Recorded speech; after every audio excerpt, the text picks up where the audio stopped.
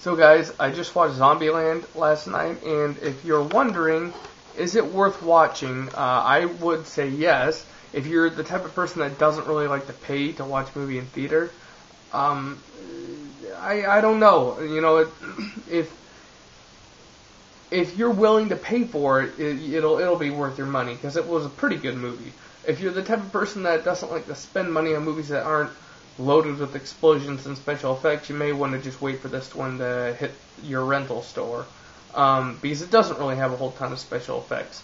But everything looks good. You know, the zombies actually look like, you know, zombies without being, you know, overdone with CG, which seems to happen too much in today's movies. But anyway, the thing I liked about Zombieland was that there was a lot of good, like, shooting sequences, meaning every zombie movie I've seen, for the most part, I've always said more zombies needed to get blasted in that movie.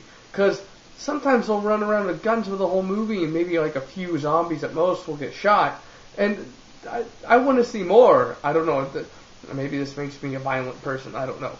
But anyway, yeah, lots of cool stuff, like doing a spin, like a power slide in a car while leaning out the window with an Uzi and blasting a bunch of zombies, stuff like that. You know, really flashy shooting action going on.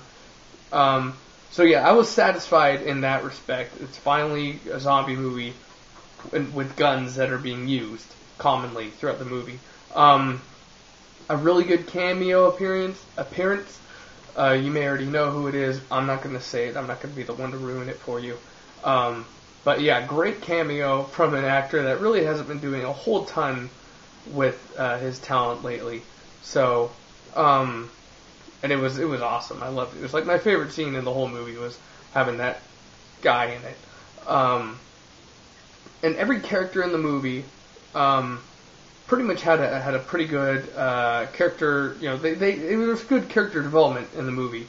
Most zombie movies, the characters just have no personality. They're just ready to die. You know, you always got like the dumb blonde chick, and then you know you got the tough dude, the big guy with, you know, and then anyway, they're pretty much standard in most zombie movies. But this movie, it wasn't that typical. You know, they did a pretty good job of making it a little unexpected.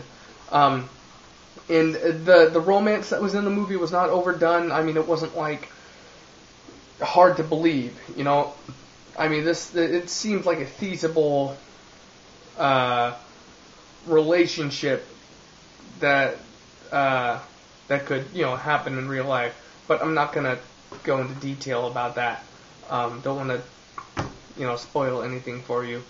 But yeah, all the characters were like good.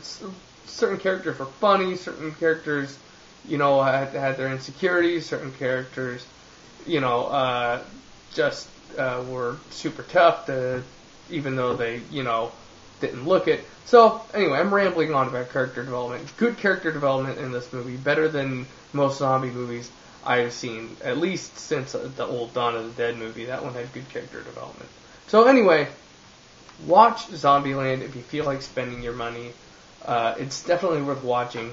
In my opinion, it didn't blow my mind. I was a little disappointed with the ending because it felt a little underwhelming.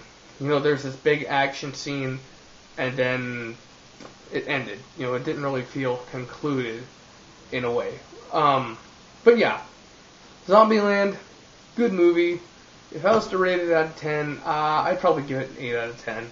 Which is good considering how horrible our recent zombie movies have been. So, anyway, that's all for me on Zombieland.